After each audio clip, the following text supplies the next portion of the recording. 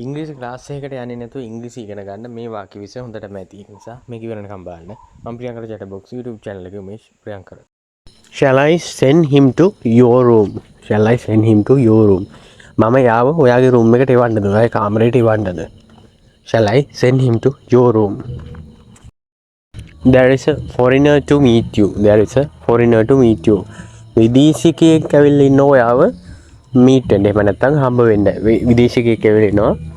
ඔයාව හම්බ වෙන්න. There is a man to meet you. මිනිස්සෙක් ඇවිල්ලා ඉන්නවා ඔයාව හම්බ වෙන්න. ඔය වගේ ආදේශ කරලා කියන්න පුළුවන්. There is a woman to meet you. ගෑනු කෙනෙක් ඉන්නවා ඇවිල්ලා ඔයාව හම්බ වෙන්න. There is a foreigner to meet you. විදේශිකයෙක් ඉන්නවා ඔයාව හම්බ වෙන්න.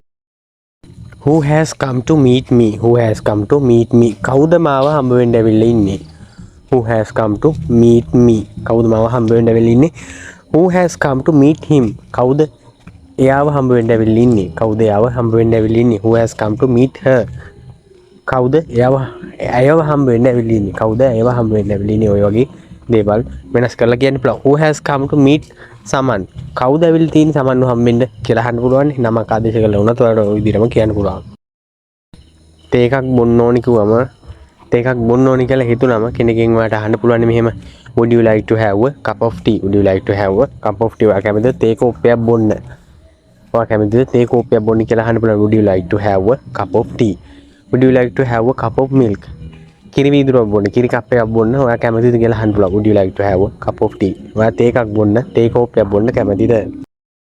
සේරටම කලින් අපි මොන හරි බීලා එමු කියලා කියනව නේද?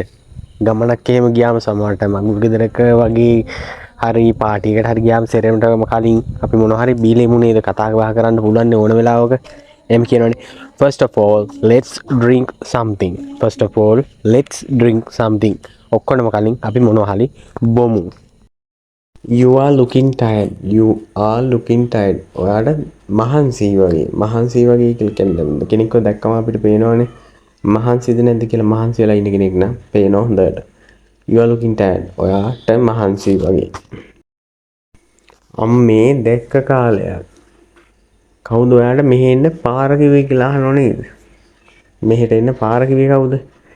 Who told you the way to come? Who told you the way to come? එන්න පාර කිව්වේ කවුද? එන්න පාර කිව්වේ කවුද? Who told you the way to come?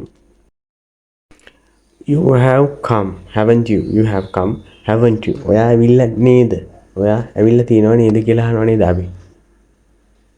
ඔයා ඇවිල්ලා තියෙනව නේද? නේද? Haven't you? You have come, haven't you?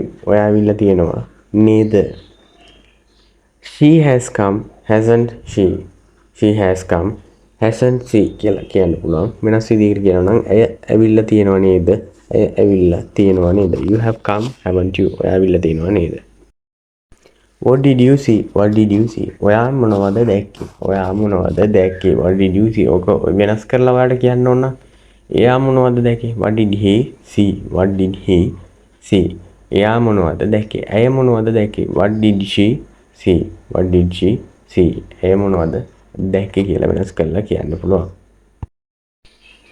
I was on my way from school. I was on my way from school. මම ඉස්කෝලේ ඉඳලා එන ගමන් හිටියේ කියලා කියන්නේ අපි.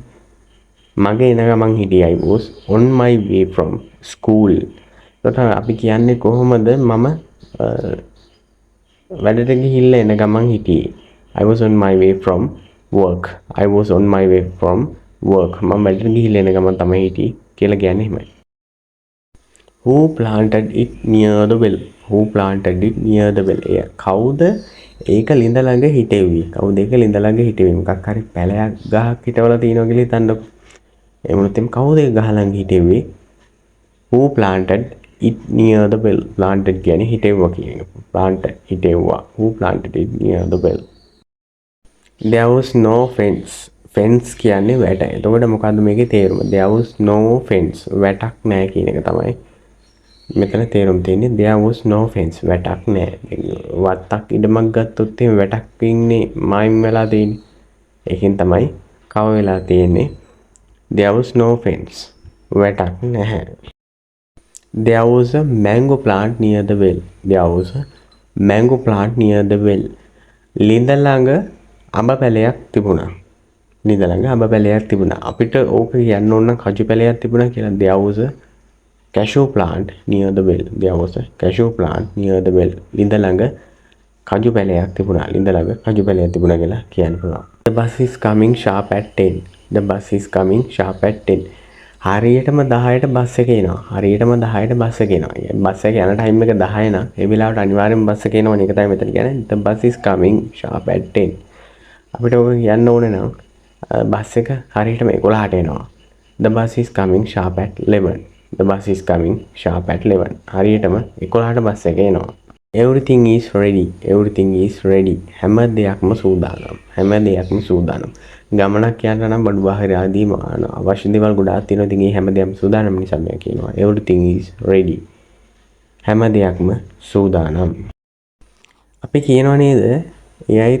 එයාට එක දෙයක් ගන්න අමතක වුණා. ඒත් එයාට එක දෙයක් මිලදී ගන්න අමතක වුණා. දැන් පොළට යනවා නම් ගොඩාක් දේවල් මිලදී ගන්න බලාගෙන එහෙම නැත්නම් ගන්න බලාගෙන යන්නේ. ඉතින් වගේ එක දෙයක් වගේ මග ඇරෙන්න ඉඩ තියෙනවනේ. ඒක තමයි මෙතන කියන්නේ. But he couldn't buy one thing. ඒත් එයාට එක දෙයක් මිලදී ගන්න බැරි වුණා. Do you like to eat them? Do you like to eat them? ඔයා කැමතිද ඒවා කන්න? ඔයා කැමතිද ඒවා කන්න? ඔයා අහනවා shorties වගේ මොනවා හරි. දෙයක් එහෙම නැත්නම් කේක් කියලා හිතන්නකෝ. ඒ මොනොත් එම වාගෙන් අහනවා ඔයා කැමතිද ඒවා කන්න? කේක් කියලා සඳහන් කරන්නේ නැහැ, පෙන්නලා කියනවා ඔයා කැමතිද ඒවා කන්න? Do you like to eat them? Do you like to eat them? ඔයා කැමතිද ඒවා කන්න? What did you buy for us? What did you buy for us? ඔයා මොනවද අපිට මිලදී ගත්තේ? නැත්නම් ඔයා මොනවද අපිට ගත්තේ කියලා අහනවා. What did you buy for us? දැන් ඕක ඔය වෙනත් විදිහට කියනවා. What did you buy for them? What did you buy for them? මොනවද ඒගොල්ලන්ට මිලදී ගත්තේ ඔයා? මොනවද ඒගොල්ලෝ වෙනුවෙන් ඒගොල්ලන්ට ඔයා මොනවද මිලදී ගත්තේ කියලා අහන්න පුළුවන්. What did you buy for them?